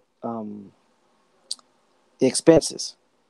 So you can have a lot less expenses than I have, which makes you worth more than I am on paper. But if a lot of my profits I don't have to post, because I am part of a non-for-profit entity, then that money does not get counted, which basically means on paper you're worth more, but I have more wealth. And by definition, in layman's terms, wealth is nothing more than how long that you can survive without working, or how long you can survive without doing what you did to get that money. Mm-hmm. So, case in point, you can have somebody that's earning $5 million a year, right? And you can have somebody that has $500,000 in wealth. The difference is if that person, aka an athlete, stops working, they no longer get that $5 million. But a Yep. person that has wealth, they can go on vacation for 6 months, come back, and they still generating $500,000.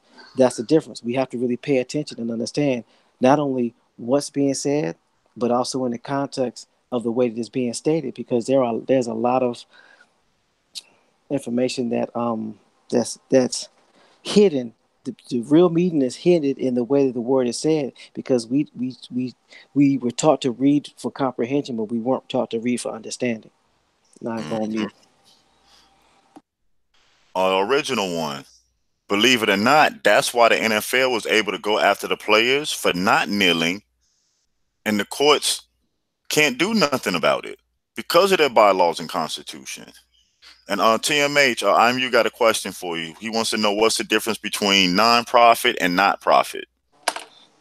You mean nonprofit and not for profit? Yeah. Not for profit means if you earn a profit, that's fine, but that was not your intent. Nonprofit basically means that anything that you earn extra over what was stated in your income and your earnings proposal will either go back to the people, or they will go to your employees or your staff in the form of bonuses. Sort of like the way the government runs things. You spend all the money, you spend all your excess money before your quarter year ends. And if you think about that, that's how tribes always ran. They always gave the excess to the people. They never took more than they needed. So Facts. hopefully that answers your question. No, IMU, they do have to disclose their assets.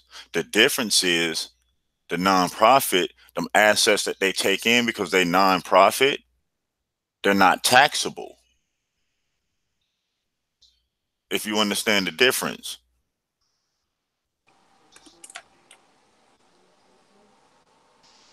Taxable means you basically have to give a portion to the state or the government for them to be able to operate and run certain things like the police department, the fire department, and all those things that the government are supposed to provide for us. That's what those taxes are supposed to be used for. But you got to remember, at one particular time, if we go back and look at the 1790 census, you had Indians and you had all others free. Could that have meant free of taxes or free from tax tithes? Because according to history, one of the reasons why the census was reported was for tax purposes, right? Yep. So when you have to list who's paying taxes and who's not paying taxes, and who's tax exempt and who's not tax exempt.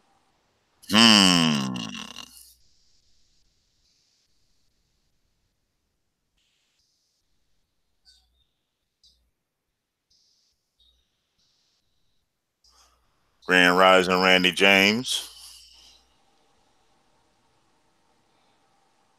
Antonio stupid this morning. I'm not even fooling with him in no sellout. We'll leave that alone. So I mean, But if there's any more questions on the difference, I mean, y'all go ahead and shoot, post them up. Yeah, I mean, again, it's the information. But the reason why we say that because we have. Yeah, just go ahead, look it up. I mean, that's public information. That ain't nothing. You ain't even got to go into archives to look for that. Anybody can look that up. I mean, and it's not it's hidden in plain sight. You can actually pull companies. Some companies' bylaws and constitutions are on their website. Some of them are registered with the state that they're registered in. Meaning that if that corporation was founded in Nevada, then it would be under the Nevada's corporate commission. And every state has a corporate commission, whether that state charges people taxes or not. You got to realize that some corporations have multiple entities set up in multiple places, but 9 times out of 10, their bylaws and constitutions are public documents and public records. And because it's public, the government already knows what they're doing because they know what they're doing. And they know that these laws are being upheld, and there is a mechanism in place to protect these people and keep these people from harm and keep themselves from harm. They normally stay out of their business. I'm just saying.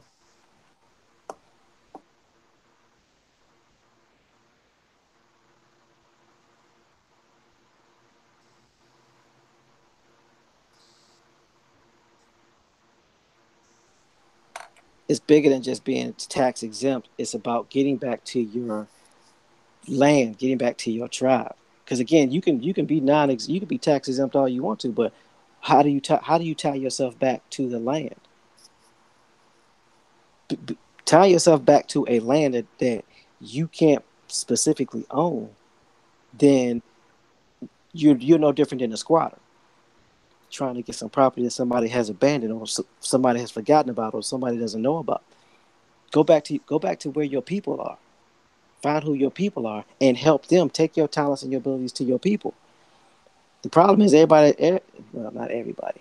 The perception is, and if people would take the time to talk to these tribal leaders, the perception is that we are coming in to just take. Why don't you take your talents and abilities and go and help? Everybody has talents and abilities. Go help these people. They need help. It ain't all about getting mine. That's what we got in this problem in the first place. Everybody want to get theirs, and then at the end of it, no one has anything. You don't have anything because you can't take nothing with you. And then you ain't got nothing to leave your kids because you were so busy getting yours. And when you got yours, a government ended up taking it. So what do you got? Nothing. So why don't you use your talents and your capabilities to help your tribe once you tie back in, because they already got everything set up. People kill me always want to recreate the wheel.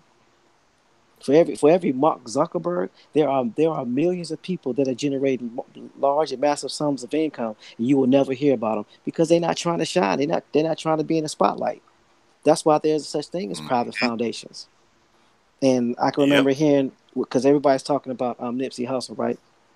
And people make the statement, well, why don't we know what people are doing? Well, the reason why a lot of times you don't know what people are doing is because it's listed, it's labeled on a nonprofit. It's labeled on a private foundation. It's labeled under some 501c organization that's not listed in their name. So it keeps it private. Mm-hmm. So people make accusations just because not everybody wants to be in a spotlight. Being in a spotlight puts a spotlight on you. When you move and mind your business, you can get a lot more done than when everybody else is trying to mind your business. I.e., always being in the spotlight, always trying to shine light on yourself and have everybody see you. If everybody can see you, then everybody can see you. They know every move you're making. Why don't you just mind your business, do what you got to do, find your tribe, help your tribe out, have the tribe mind their business, and move in silence. Ding. I just posted the NFL bylaws regarding the national anthem because somebody, I forgot who in the chat asked about it, but that'll let you know why they able to do exactly what they wanted to do. They have a section in there that says that the players must stand. So, and right up under it, I'm posting the bylaws and articles of the NFL. So if anybody interested in them, the whole thing is there. And the other one is just a section dealing with the national anthems. So you'll understand why they were able to do what they did. And here's something that people need to understand as well. When you talk about entertainment, out of all the sports, NFL has the shortest season, right? So the NFL season, 16 weeks, something like that? Mm-hmm. Basically, you're talking about 16 games, and you got the playoffs. So basically, at its max, you're basically talking about 21 weeks of football. Mm-hmm.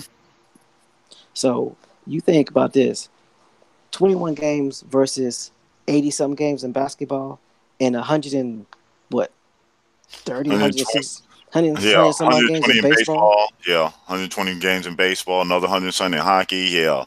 So here's the thing. Here's the reason why the NFL is so controversial, and it remains so controversial, because they have to keep themselves in the news. Yep. Any news is good news for entertainment. Bing. Mm-hmm. And if anybody's ever taken a marketing or study in marketing, you would understand that. That's why Donald Trump was able to become one of the reasons why he was able to become president, because he was so popular. He was always in the news, There you always, go. regardless, in name recognition. Yep. This is a book. This is a book I suggest Brandon. people go buy or go look up. It's called Influence: The Art of Persuasion by Robert Cialdini. It's a book that's on the top 10 list of every billionaire in the world. The book is called Influence: The Art of Persuasion. And a lot of these things that you are seeing, these tactics that are being used to sell people or to move people, are the same things that are being done to move us in the news and in the media. So, like I said, don't don't believe me. Go check it out. And I just post another link in there, and the name of this link is How and Why the NFL is a Nonprofit. So if y'all want to look at the information, look at their bylaws to check out exactly what we're telling you this rising, is posted up in the chat for you. Telling you, you're going to get a shocker. Sit down before you read it.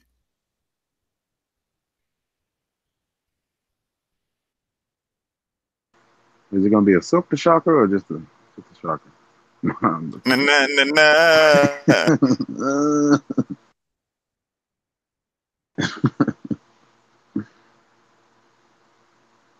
But yeah, man. Piece of Trab. Yeah, TMH. Trab said that book good. His uncle put it on him. Let him know about it. Thank you, because sometimes when I suggest stuff, and it's like people like, I get the sense that people are like, why are you making up this stuff?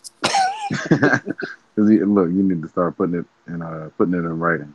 Start typing it in the chat so they see it. Otherwise, like, what are you talking about? Yeah, I'm switch tasking right now. Yeah, Antonio, on that, with the government policies that allows government to utilize the nation's media to promote propaganda, I can answer that right now. Matter of fact, I sent No Sellout the information on how that happens. Nonprofit. Then they're allowed through the FCC to get free airtime and free space to push whatever it is they want to push. All of it is nonprofit. They bring in the most revenue, like one of the shortest seasons. Mm-hmm. What they really doing in the off season?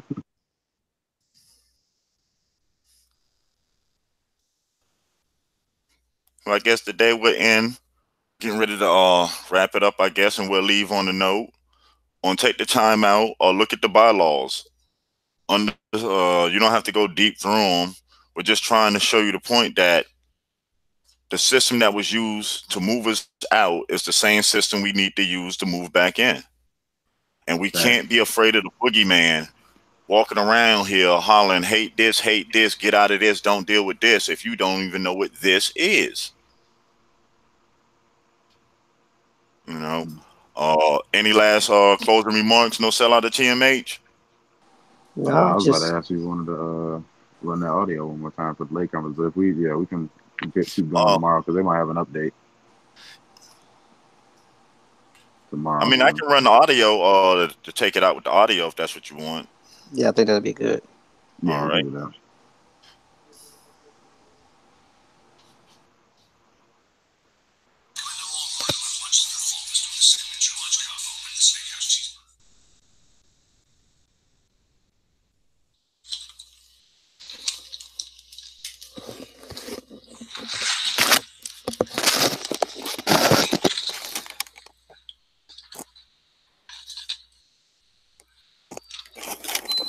And this is a press conference from today or yesterday? I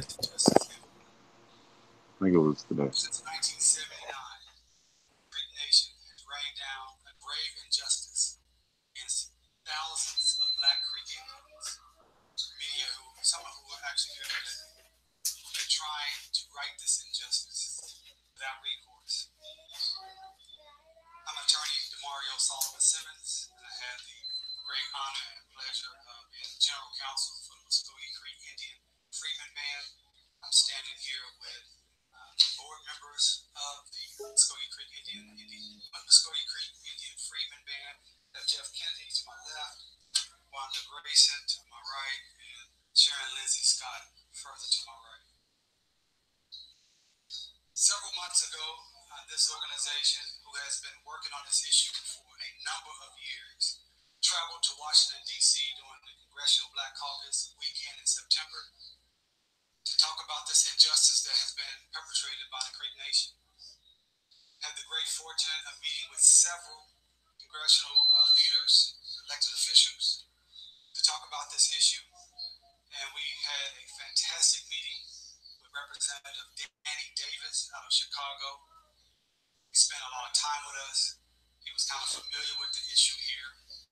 And he made it his vow and a commitment that he would not allow this injustice to continue. He would do all that he could with his colleagues to stop it. So that's why I'm here. I'm so happy and honored. It's a great joy to announce that H.R. 1514 has been introduced in the United States House of Representatives. Okay. And that bill specifically is aimed to stop the anti-Black racism that the Creek Nation has perpetrated on Black Creek Indians, also known as Creek Freedmen. That bill specifically says that the United States government should sever all ties to Creek Nation until they fully adhere to the Creek Treaty of 1866, specifically Article 2, which requires that all so-called Creek freedmen, Black Creeks, have full and complete citizenship within the Creek Nation. So this effort has been ongoing. We've worked with several other national partners, civil rights organizations, including the National NAACP. And I provided you a letter that the NAACP has formally endorsed this legislation. They've made a commitment to have all of their affiliates throughout the nation to work on this issue, to work with elected officials to support and sign on as co-sponsors. And we have many other organizations that are going to be formally adopting or formally supporting this work over the next few weeks.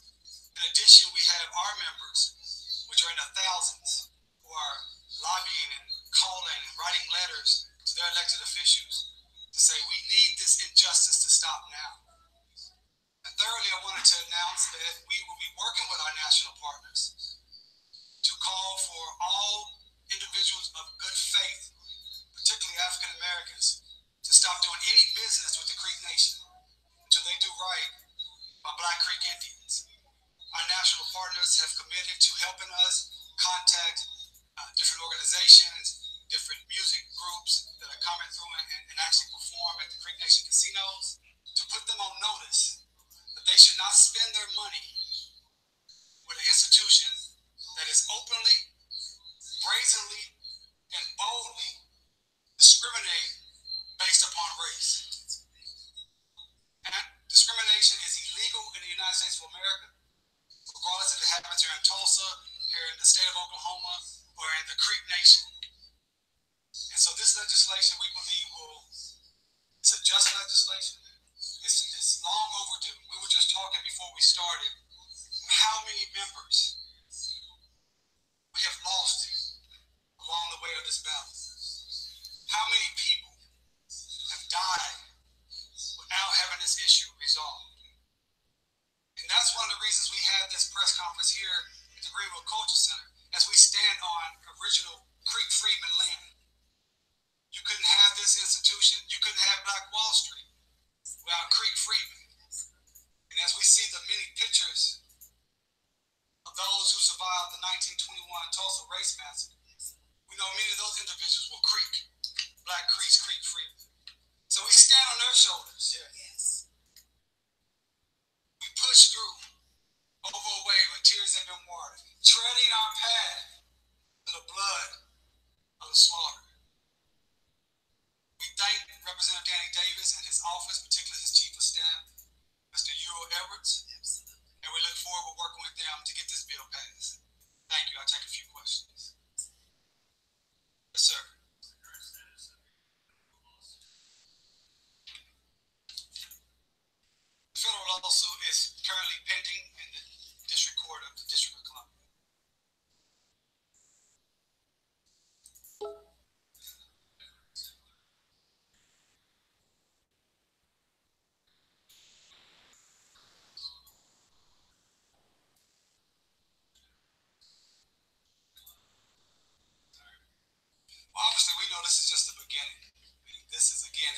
fight that some of these people have been involved in clearly their entire life. So are we concerned that, or do we know this is going to be a fight? Absolutely. Do we know that this is going to take a lot more time? Absolutely. But we're not going anywhere. This organization is not going anywhere. My history is not going anywhere. And we owe it to our ancestors. Many of those who built the Creek Nation. If it was not for many of our ancestors, the Creek Nation would not be here today. And so, yes, that's always a concern, but truth crushed to the ground will rise again. And we believe that our issue is right. We believe we're on the right side of history. And we do believe that the moral arc of justice bends this way.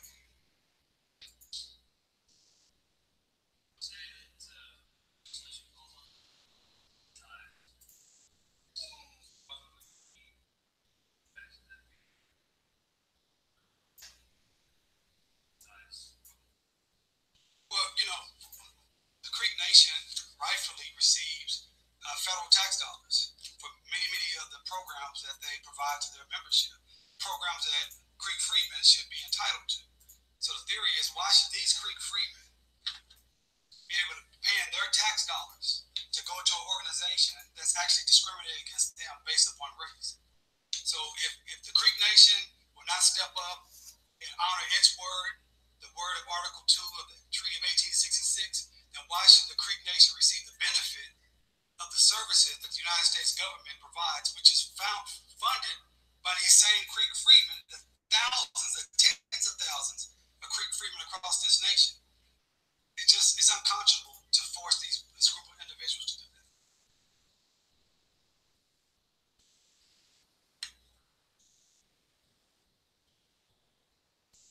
Any other questions?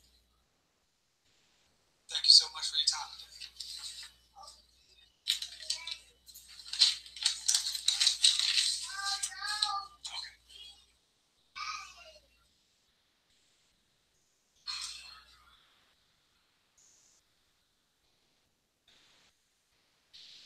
Well, the 13th, 14th Amendment applies across the board here in the United States of America. So everyone is subject to the United States Constitution. So, and the United States Constitution forbids discrimination based upon race. Specifically, those statutes, those amendments were specifically put in after the Civil War to protect the class of Africans who have formerly been enslaved.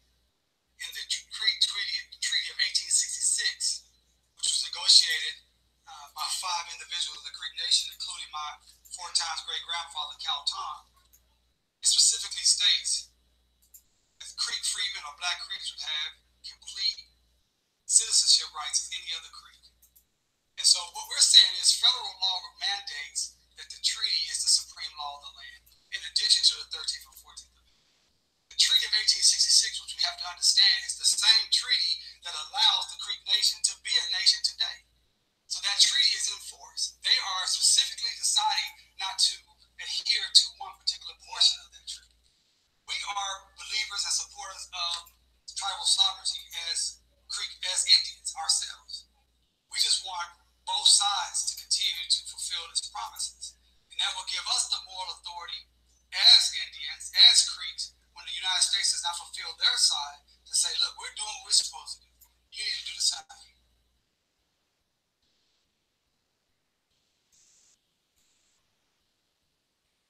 All right, thank you. And on that note, it's been another great Grand Rising. Peace. And oh, Jay, I put that link in the chat for you. It's the last 3. Yep. Peace, y'all.